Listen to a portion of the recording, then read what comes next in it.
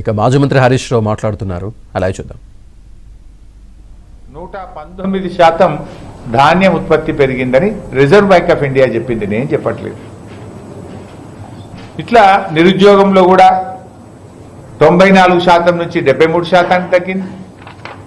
వైద్యంపై ప్రభుత్వ ఖర్చు 2650 కోట్ల నుంచి 7303 కోట్లకు పెంచాం.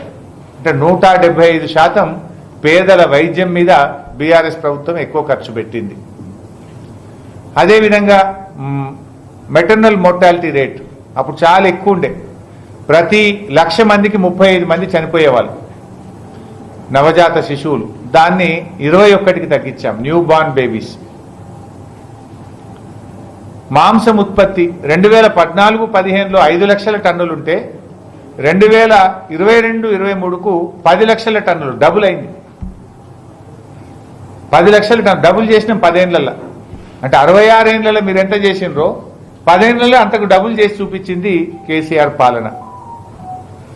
రోడ్ల పొడవు 2014-15లో 92,000 కిలోమీటర్లు ఉంటే 2023-24 నాటికి 1,40,000 కిలోమీటర్లకు పెరిగింది.